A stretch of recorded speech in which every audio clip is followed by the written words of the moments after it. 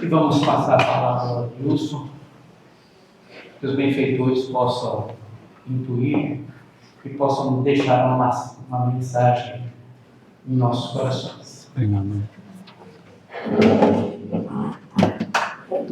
Boa noite a todos e todas. Meus irmãos e irmãs, é uma alegria a gente poder voltar à nossa casa do coração para podermos refletir juntos sobre a doutrina dos Espíritos e o tema da noite.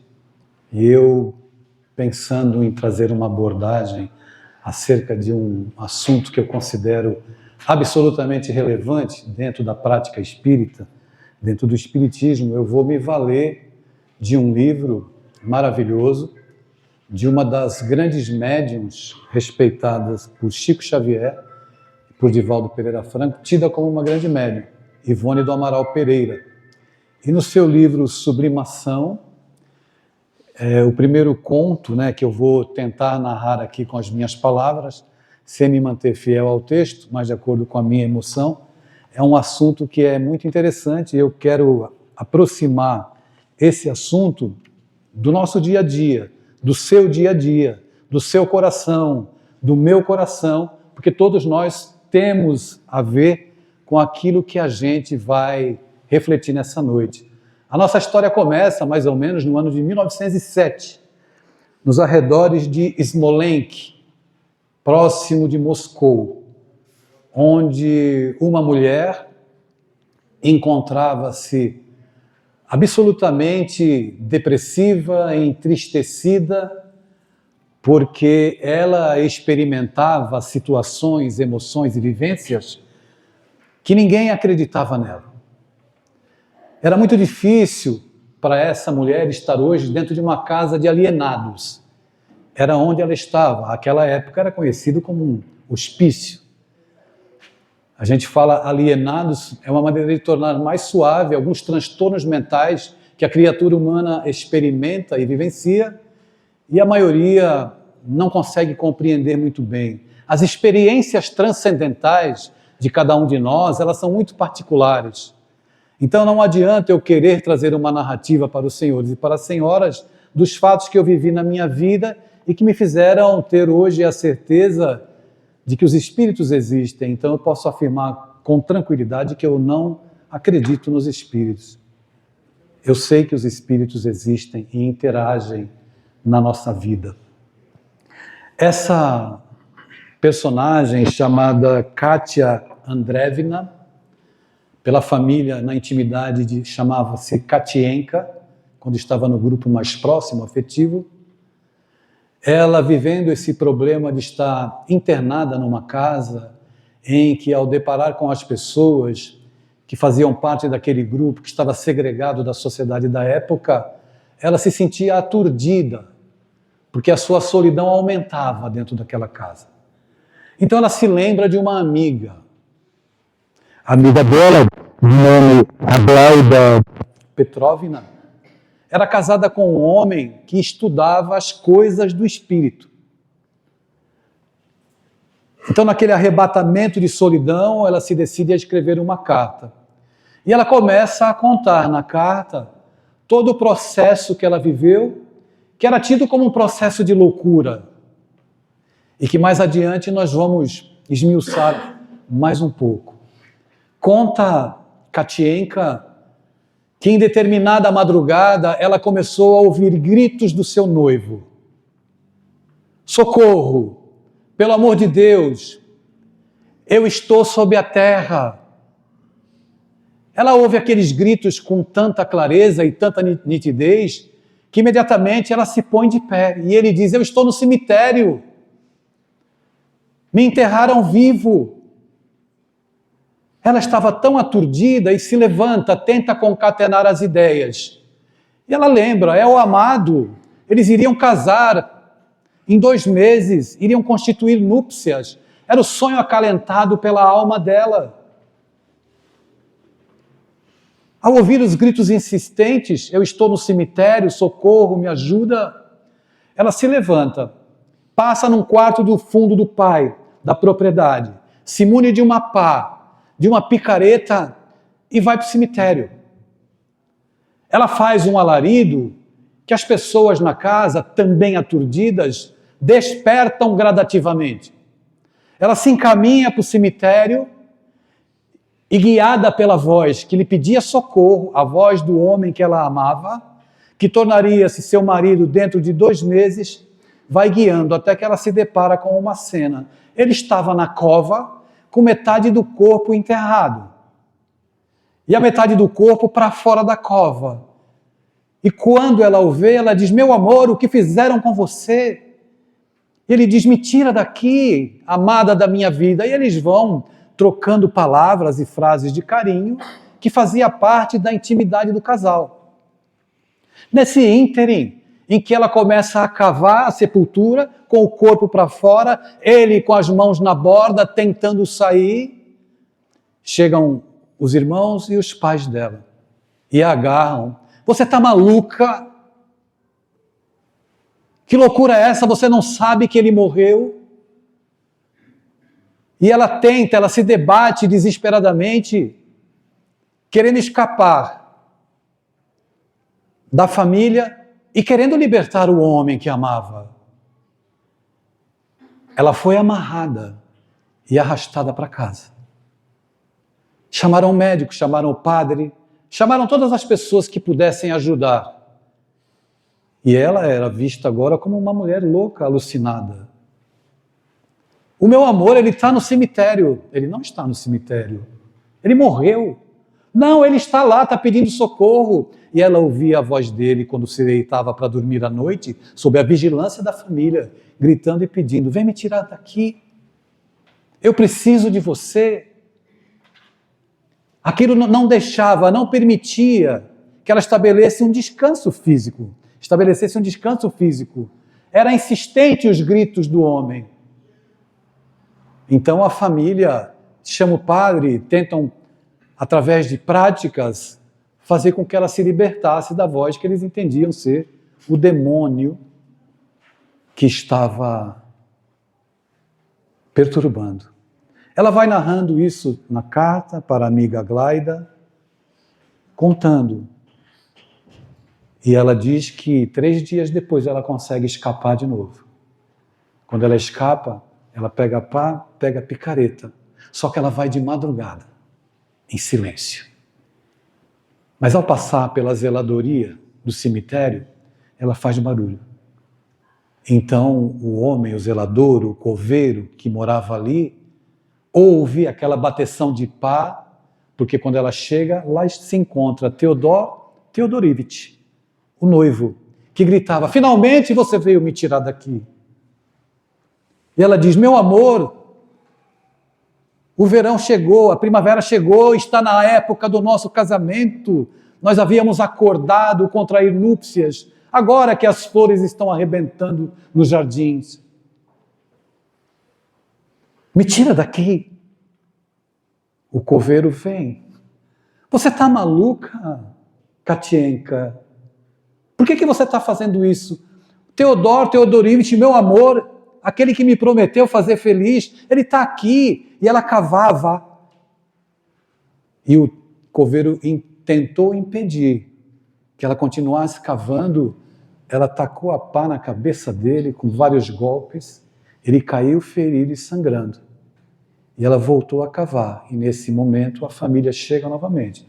Só que dessa vez vem a família, trouxeram mais 2 homens para ajudar, a agarraram, a amarraram e colocaram numa carroça. Ela foi levada para casa e de casa ela foi internada nesse hospício. Ela conta tudo e pede para a amiga: Aglaida, vá ao cemitério, porque o amor da minha vida se encontra lá e ele precisa ser resgatado. Ele me diz que estranha tudo, parece que ele está embaixo da terra e ao mesmo tempo fora da terra. Ele se percebe como 2 pessoas. Aglaida, quando recebe a carta, lê tudo e responde a Katienka, quase 1 mês depois. E Leon Tolstói, narrando esse conto, é evidente que ele faz algumas colocações algumas frases de efeito, porque é literatura, aliás, uma literatura de qualidade, a literatura mediúnica de Ivone do Amaral Pereira. E a Glaida diz para ela, na resposta da carta, eu fui ao cemitério. Eu fui ao cemitério não para cavar e libertar o seu amor. Eu fui fazer orações por ele. E nas orações eu conversei com ele. Eu disse para ele que ele já não fazia mais parte do mundo dos vivos. Eu disse para ele que existia a possibilidade de iniciar uma nova trajetória agora na dimensão espiritual. E as minhas orações me parece que surtiram efeito, porque eu também sou portadora desse mesmo dom espiritual que algumas pessoas têm, que se chama mediunidade. E vendo que ele estava ali, eu orientei, o acolhi, e ele não está mais lá. Eu aproveito, minha amiga, para na resposta que te envio agora, nessa carta, para te dizer que você também é portadora desse dom chamado mediunidade. Então ela esclarece, Katienka, que é tomada de surpresa, pois ela não sabia o que era mediunidade, que apenas ela via aquela circunstância, apenas ela sentia e ela vivia. Embora no livro dos Médiuns, capítulo 14, item 149, Allan Kardec diga: todo aquele que sente em um grau qualquer a influência dos espíritos é por isso mesmo médium, mas nem todos sentem a influência dos espíritos com a mesma intensidade. Ela, portadora de uma mediunidade absolutamente ostensiva, via, ouvia, e como essas duas almas estavam muito vinculadas, após a morte dele, num processo que se transformou de amor em obsessão, eles permaneceram psiquicamente, mentalmente, em companhia um do outro. E isso perdurou até que a família a internasse, tendo-a como louca, para que ela pudesse ser tratada. E a Glaida a aconselha: tenha paciência, procure se esclarecer, procure ler alguns livros que eu vou te enviar, para que você reinicie a tua vida sob uma nova perspectiva. Eu tenho certeza que Deus, em algum momento, vai te apresentar uma outra pessoa, para que você possa ter novos sonhos de ventura, para que você possa ter um casamento, constituir sua família. E foi orientando-a de maneira que ela pôde compreender aquele processo que ela vivia. Ao ler esse conto, que eu narrei palidamente aqui com as minhas limitações, para os senhores e para as senhoras, eu fiquei pensando nos médiuns que têm mediunidade ostensiva e que não conseguem conversar com ninguém, porque podem ser tidos como loucos, como malucos. A mediunidade é algo que é inerente à nossa condição humana, porque no livro dos Médiuns também aprendemos que a mediunidade é uma condição orgânica. Os apóstolos eram médiuns. E houve um fato narrado no livro de Atos dos Apóstolos que é absolutamente marcante e é um ensino especial para todos nós, que foi o que aconteceu no dia de Pentecostes, que Emmanuel traz para nós aqui no livro Caminho, Verdade e Vida, para embasar muito bem a minha fala, para que a gente possa compreender palidamente a mediunidade ganhando cidadania através de Jesus. E com Allan Kardec, na publicação de O Livro dos Médiuns, a mediunidade foi emancipada. E estamos aqui hoje por causa da sensibilidade desse homem, que percebeu que atrás daquelas manifestações físicas havia um sentido inteligente atrás daquilo que nos convidava a pensar não apenas na vida na qual estamos circunscritos hoje no corpo de carne, numa vida que vai além. E se nós não tivermos a visão dessa vida que vai além, com todo o desalento da vida na Terra, com todas as dores que nós contemplamos nesse mundo, fica muito difícil viver aqui. Por isso que Jesus afirmava: o meu reino não é desse mundo. Nada nesse mundo vai trazer saciedade para nós que somos espíritos.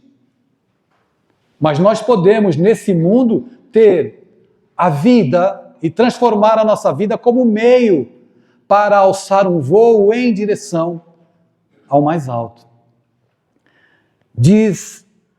Está registrado em Atos dos Apóstolos, no capítulo 2, versículo 17, uma colocação que diz assim, introduzindo esse texto chamado Mediunidade no livro Caminho, Verdade e Vida. E nos últimos dias acontecerá, diz o Senhor, que do meu espírito derramarei sobre toda a carne. Os vossos filhos e as vossas filhas profetizarão, vossos mancebos terão visões e os vossos velhos sonharão sonhos. No dia de Pentecostes, em Jerusalém, estava repleta de forasteiros, filhos da Mesopotâmia, da Frígia, da Líbia, do Egito, cretenses, árabes, romanos, se aglomeravam na praça extensa quando os discípulos humildes do Nazareno anunciaram a boa nova, atendendo a cada grupo da multidão em seu idioma particular. Imagine você, pessoas absolutamente simples, sem cultura alguma, no sentido da cultura acadêmica, de conhecer outros idiomas. Todos conhecidos da circunvizinhança, pescadores, das aldeias próximas. E de repente todos falam em línguas que naquela região nunca se ouviu falar. Como era um dia em que visitantes estrangeiros estavam em Jerusalém, todos ficaram impactados com aquele fenômeno em que aqueles homens simples começaram a falar em diversos idiomas. Nesse dia, segundo Emmanuel, uma onda de surpresa e de alegria invadiu o espírito geral. Não faltaram os céticos, os descrentes, que diziam: eles estão bêbados. Eles estão bêbados. No divino concerto, atribuíam aquilo à loucura, mas era um momento de revelação. Simão Pedro destaca-se e esclarece que se trata da luz prometida pelos céus, a escuridão da carne. A luz prometida pelos céus, a escuridão da carne. Escuridão da carne. A luz dessa sala apaga 60 vezes por segundo. E a gente não vê.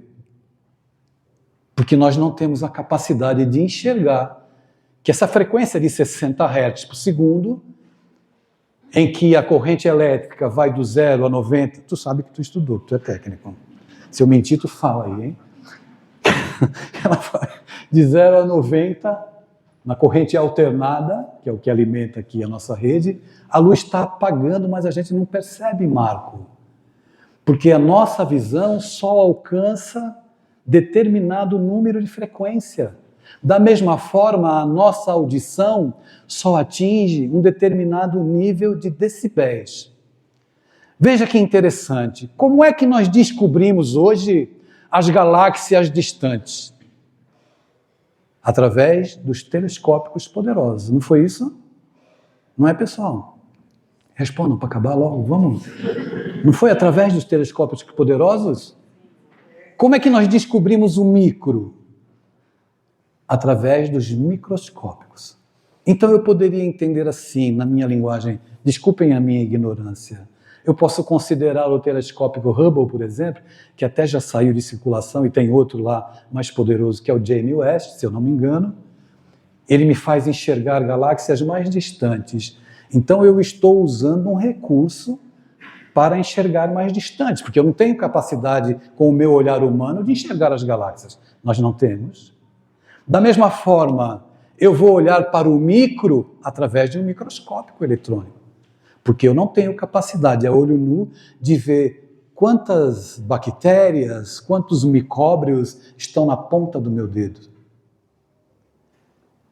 A mediunidade é um telescópio, é um microscópio, só que nos ajuda a enxergar e perceber as coisas da outra dimensão.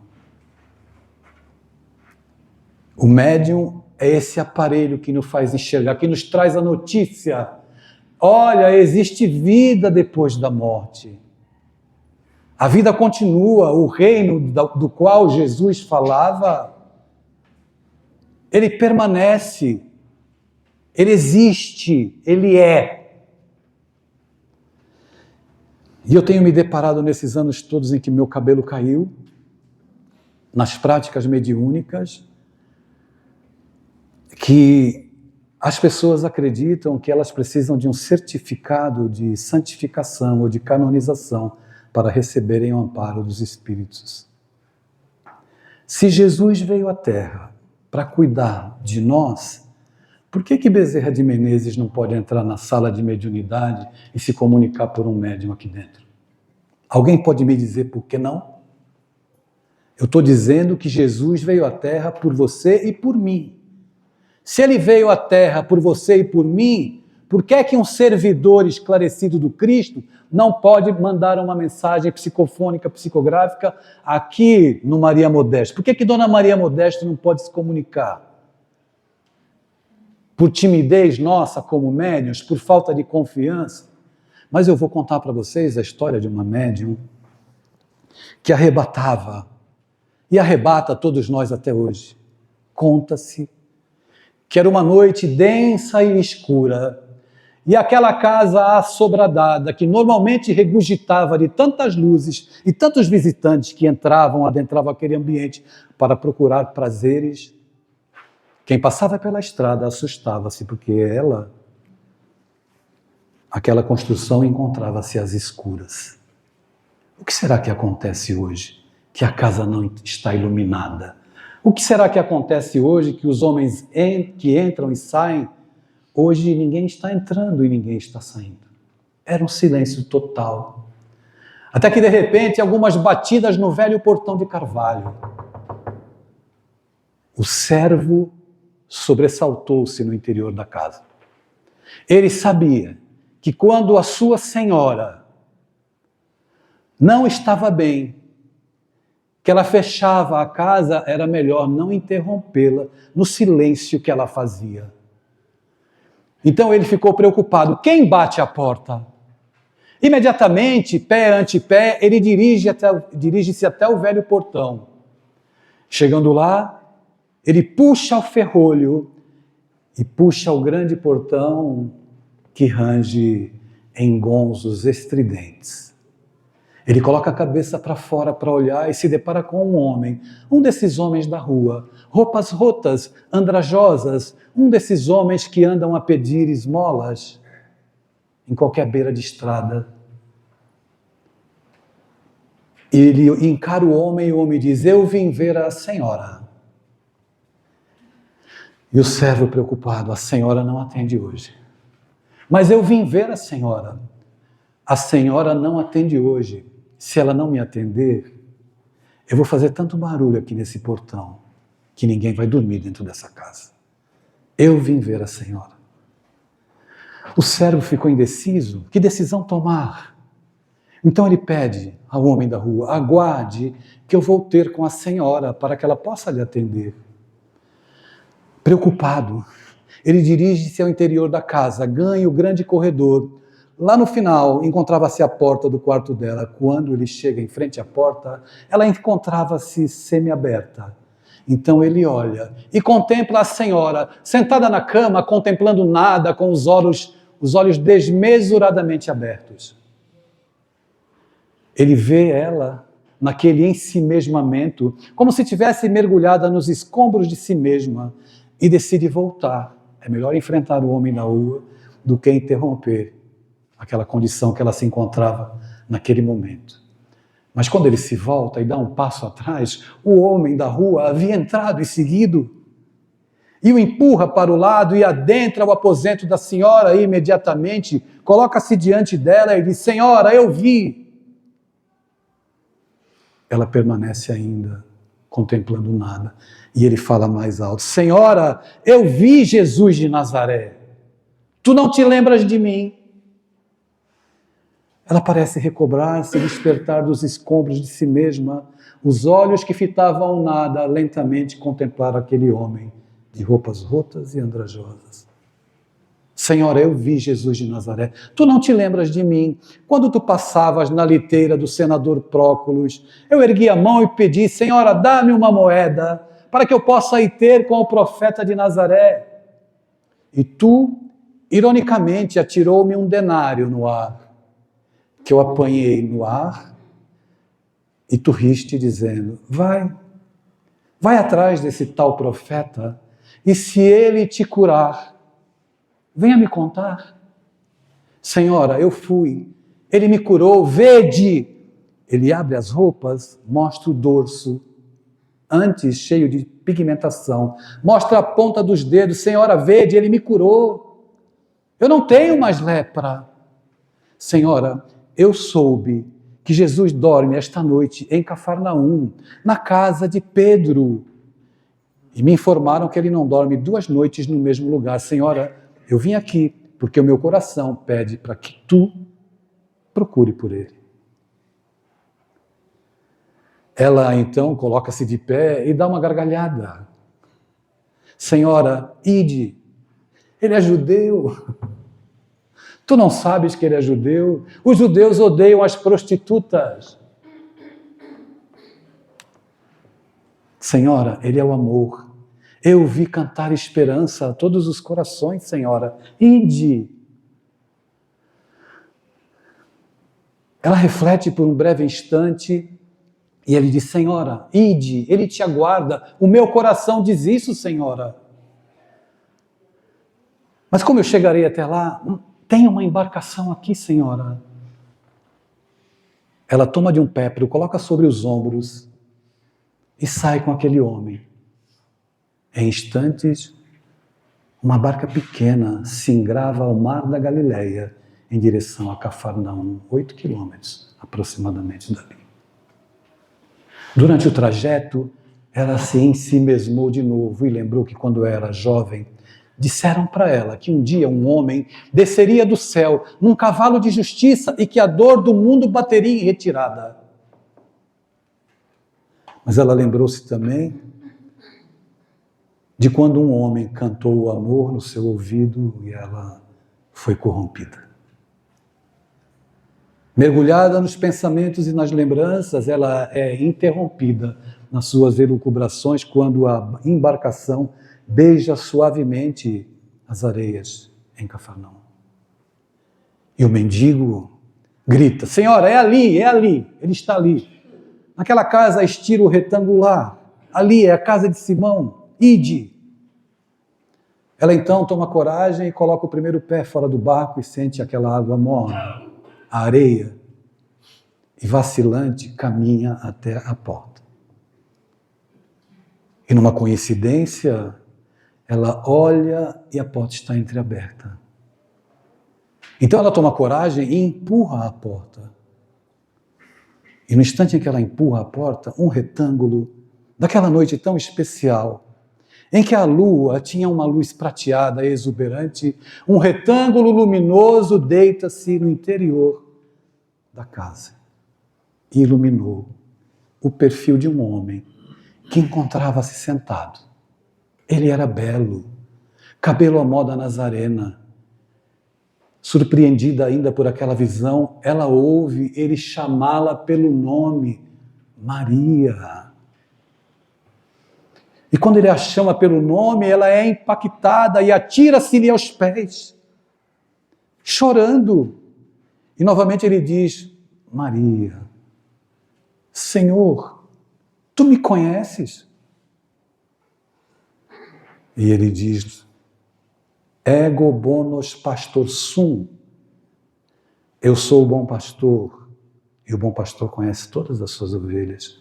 Não estranhes que eu te chame pelo nome. Senhor, se tu me conheces, tu sabes. Maria, ama. Senhor, amar a quem?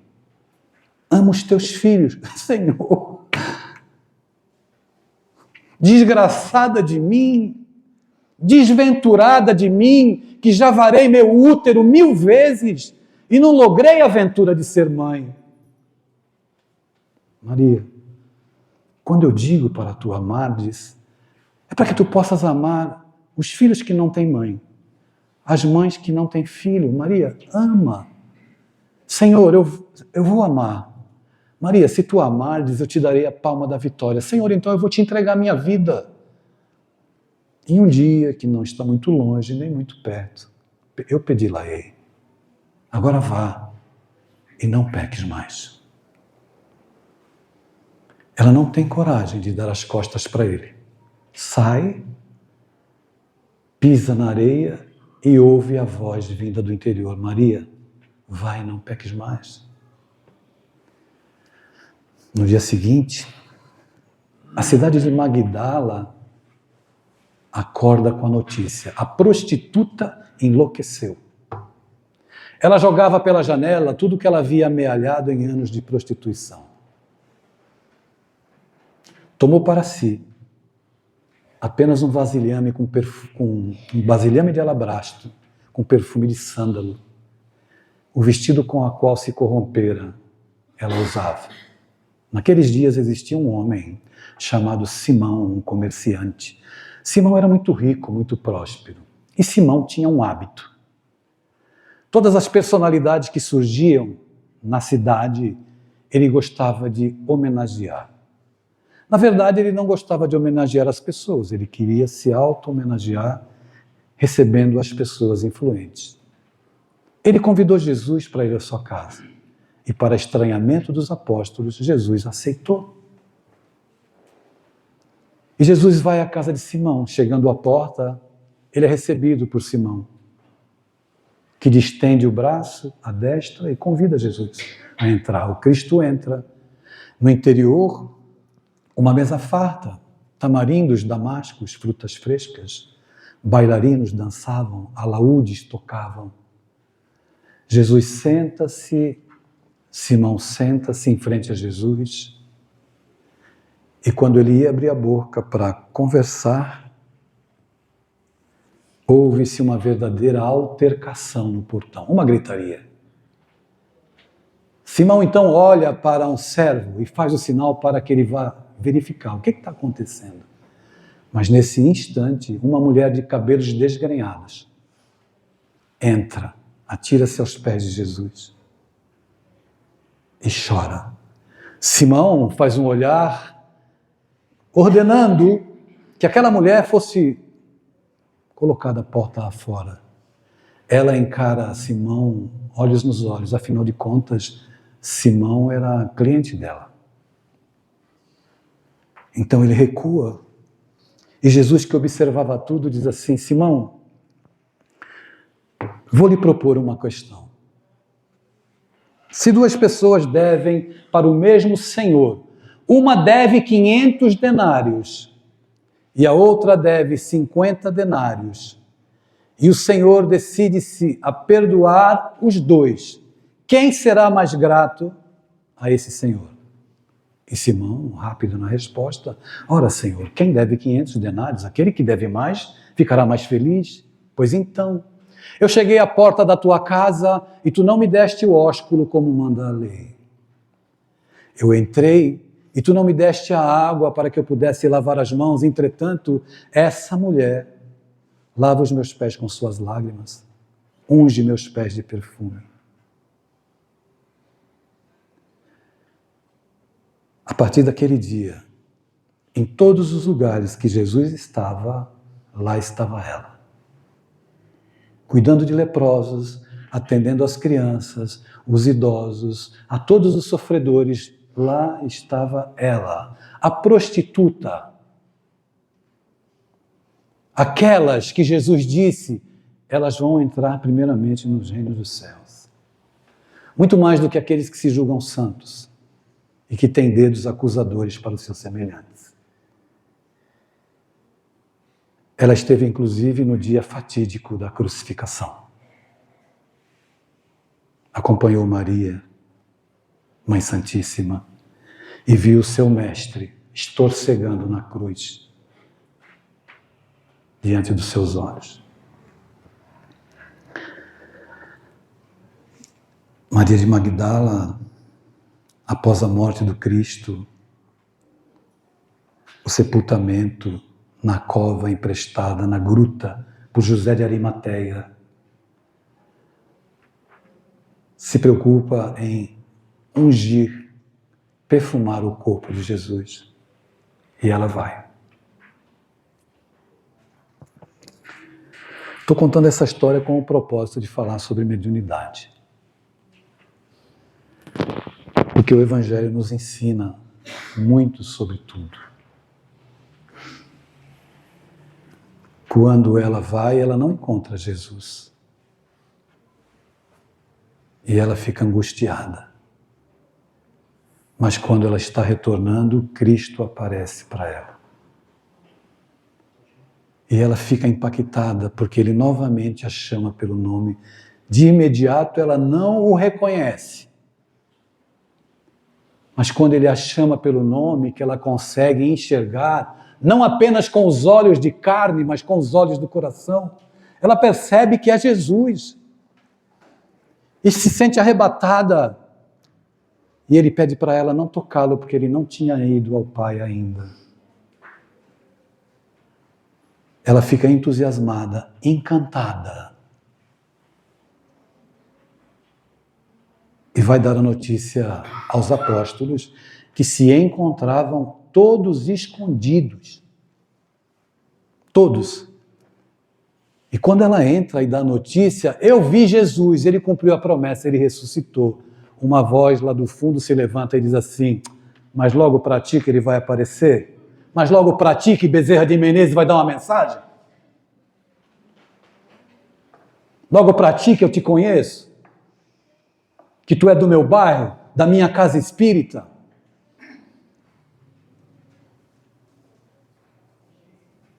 Como nós temos um olhar equivocado para a vida, para as pessoas, para a prática mediúnica. Jesus apareceu primeiramente deixando um recado muito claro para nós, que nenhum filho de Deus encontra-se a revelia do amor de Jesus. Que nenhum médium, não importa o seu passado,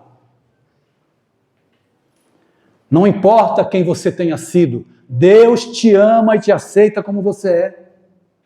Quem não te aceita são os seus pares. Os seus pares não te aceitam, te discriminam, te jogam pedra. Por quê? Porque entram as vaidades humanas. Tem medo de perder o lugar, de perder espaço, quando todos nós deveríamos ser uma família de espíritos, em que cada um que chegue com a sua capacidade deveria se somar, para que todos ganhem, para que todos nós em comunhão com Deus possamos ser úteis, para que todos nós possamos prestar um serviço, mesmo limitados como somos, de divulgação do Evangelho, de fortalecimento da mensagem, de humanidade e de respeito entre nós. Maria de Magdala, depois que o Cristo passou os dias com os apóstolos e que todos eles se separaram para divulgar a boa nova, ela quis acompanhar. Mas ela foi discriminada, porque disseram a ela, tu não, tu és bela. E os homens que a corromperam diziam, volta de novo para nós te daremos tudo outra vez. E ela experimentava uma solidão, porque aquele que se convence da tarefa mediúnica com seriedade, experimentará o caminho da solidão. Experimentará o caminho da solidão. Quando eu iniciei a minha fala, eu disse, eu não tenho como falar das minhas experiências transcendentes para te convencer, porque elas são minhas. O Marcos Henrique tem as experiências dele, Laerte tem as experiências dele, Marco Aurélio tem as dele. Mas nós precisamos entender que todos nós fazemos parte do bloco, do grupo, dos necessitados. E que precisamos estar juntos. Não há como ir ao Pai sem passar por quem está ao meu lado, ou quem está dentro da minha casa. Então a mediunidade é um presente para que a gente possa reparar, aproveitar o momento de estar aqui na Terra para nos aproximarmos de Deus através do serviço ao próximo. Quando ela fica sozinha e experimenta a solidão, Sentada na praia em Cafarnaum, ela ouve um barulho, um magote de pessoas vinha ao longe. Era um badalo, um sino, algo que ela não conseguia identificar.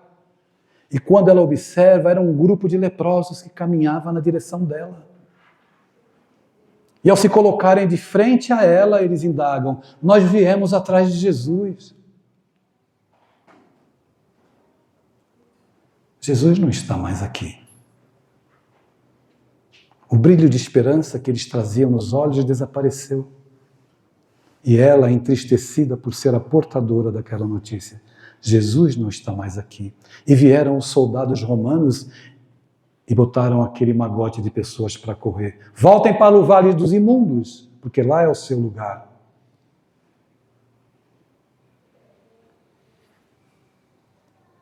Ela olha o povo se afastando e pensa: é engraçado. Acho que são meus primeiros amigos. E naquele dia, era vista entrando no Vale dos Imundos Maria de Magdala. E a partir daquele dia, ela assume a mediunidade. Já que ela recebeu o conhecimento do Evangelho, ela precisava passar para quem sofria, para quem era segregado na sociedade. Então, no Vale dos Imundos, ela subiu num ligeiro aclive, olhou para os leprosos e disse assim: meus irmãos, vós, os leprosos, e cantava as belezas do reino de Deus. E foram anos assim, subindo no aclive, meus irmãos, vós, os leprosos. Até que, um dia, banhando-se, ela percebeu uma ligeira despigmentação sobre o busto. Ela sabia que aquele sinal era um sinal característico de dor. Ela tomou de algo pontiagudo, tentou introduzir na epiderme, ela não sentiu nada. E pensou: engraçado, pagarei na carne os crimes que na carne eu perpetrei. E naquela tarde ela subiu no aclive, olhou para todos e disse assim: meus irmãos, nós, os leprosos. Essa história ela é muito atual. A nossa lepra não é uma lepra da putrefação das células do corpo.